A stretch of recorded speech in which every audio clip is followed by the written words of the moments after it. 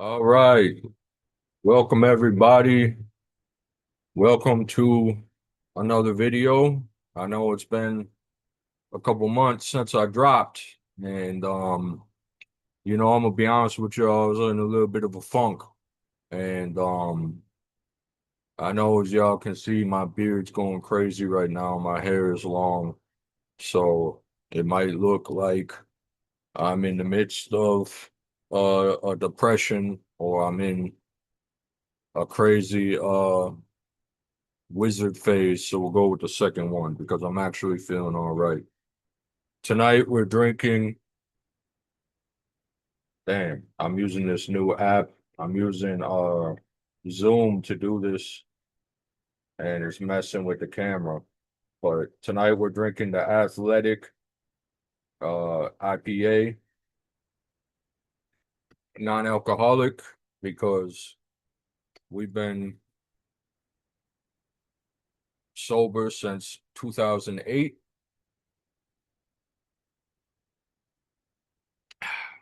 but we still enjoy a brew from time to time as long as it's non-alcoholic.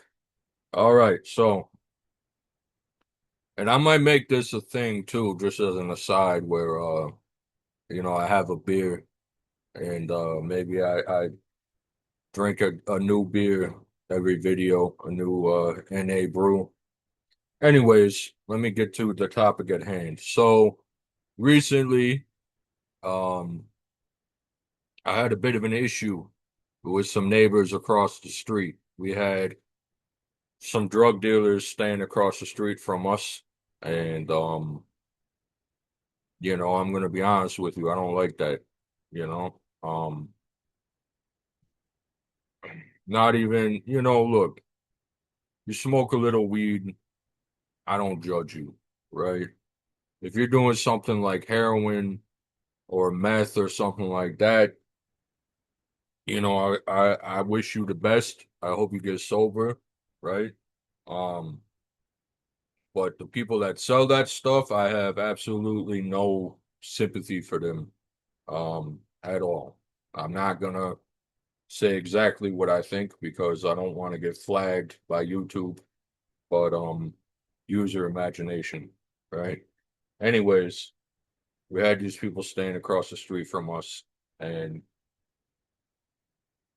it was nonstop traffic in and out, right? People cutting through the yards. I have a little mini washer outside, right? And I had a water tank to catch the runoff and stuff like this. It got damaged in the middle of the night, completely ripped apart. So that was like $70 down the drain. And somebody left their cell phone in my yard, right?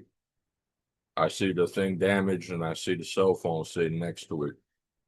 So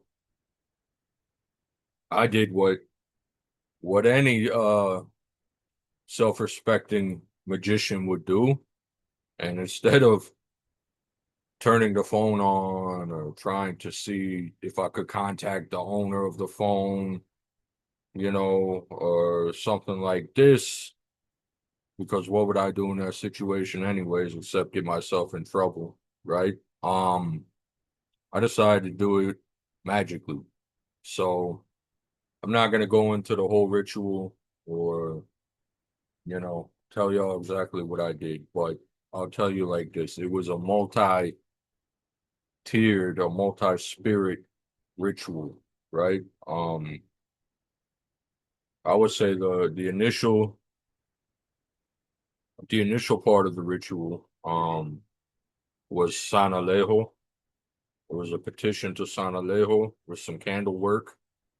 And if y'all don't know who San Alejo is, I suggest you look him up in English. I'm sorry, I don't know if y'all can hear that, by the way. I got a boy kitten and he's a pain in the ass. Anyways,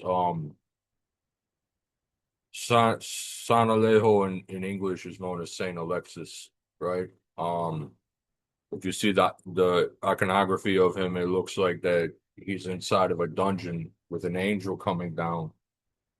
Um, And in Spanish, if you know Spanish, Alejo is close to the word alejar, right? Like to remove something. And people will often call him San Alejo que aleja, like Saint Saint Alexis who removes, right? And he's used a lot of times in folk magic to get rid of people. So that was the initial phase of the ritual. Once that was, let me back up. I also I put Santisima Muerte over the ritual, right, to oversee it, and also I petitioned her basically to make sure that San Alejo works and does what I'm asking him to do, right? Then this is where it gets interesting, and this is what gave me really the inspiration for this video.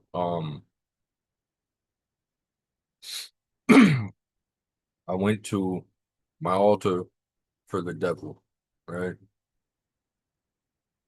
And I asked him also to lend his power, to this working, right? Then I went to, there's a lake by my house, and there's a memorial tombstone, right, by the dock, the loading dock where the boat or the boats go. So, and long story short, my wife tends to be very, she has dreams, right? That oftentimes her dreams are true, right? So when she has a dream, I pay attention, and she had a dream that there was graves and spirits all over this area, right?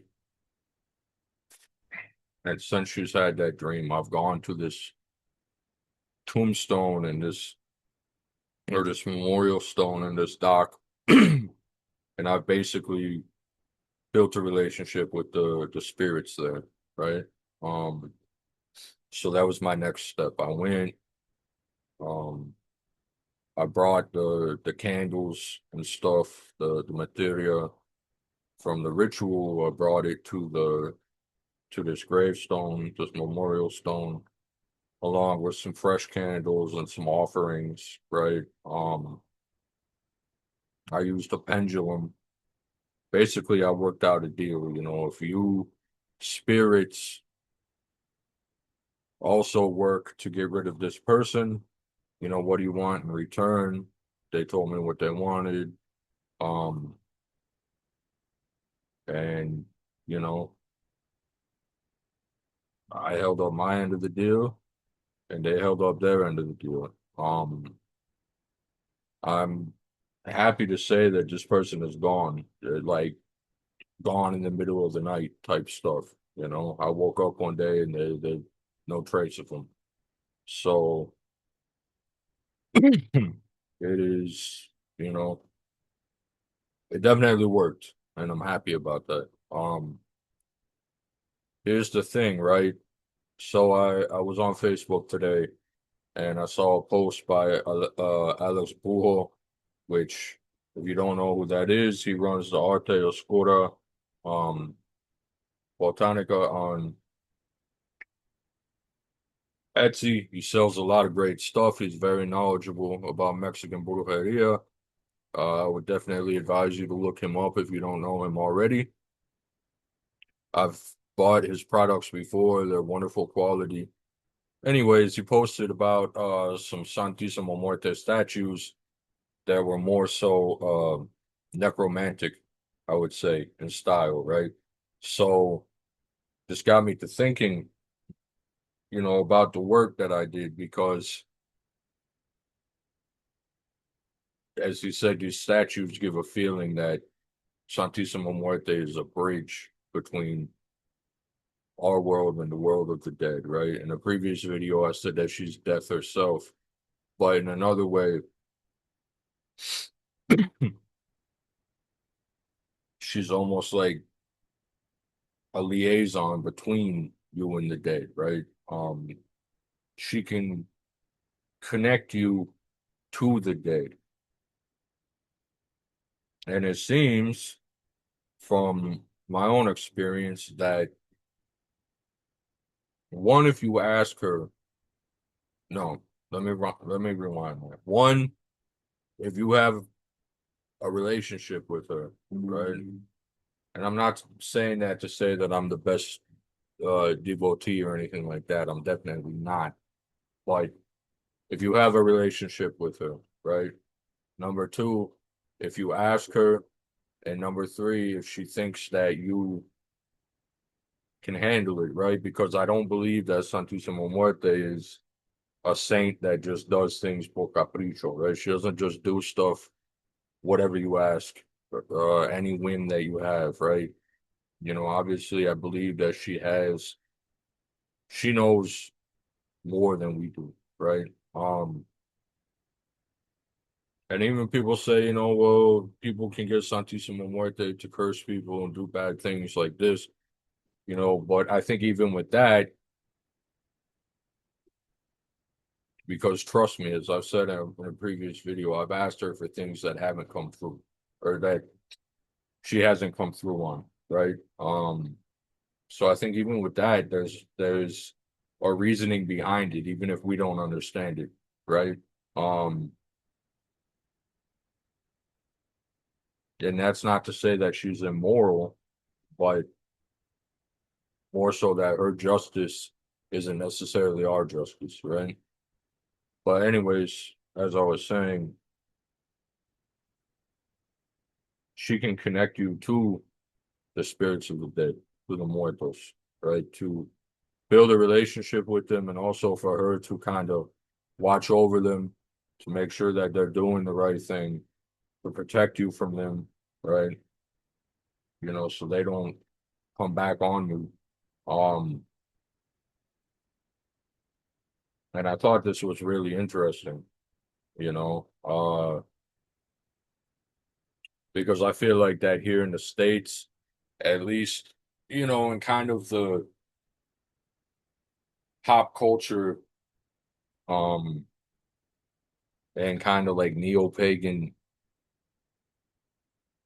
community or whatever you want to call it, the American culture around Santisima Muerte doesn't get into this really too much, right? They see her, yeah, she's a spirit that you can petition for things, but I don't see many people working her in this necromantic type of fashion, you know? So that was one thing I really wanted to touch on. I feel like that's a lot more prevalent in Mexico and kind of with the traditional Mexican cult around her.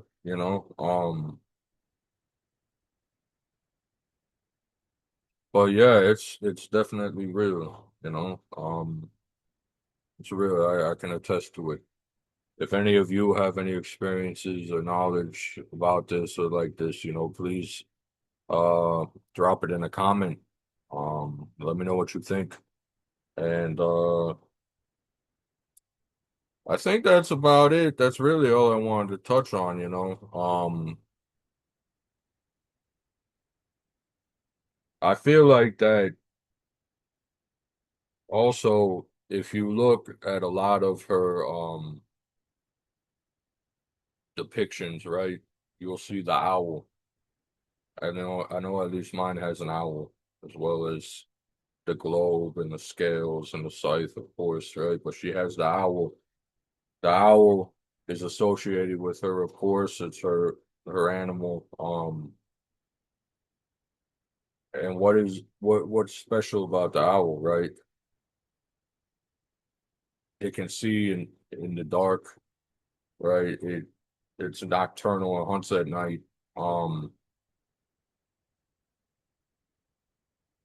It represents the ability to see beyond the veil, right? To see what others can't normally see.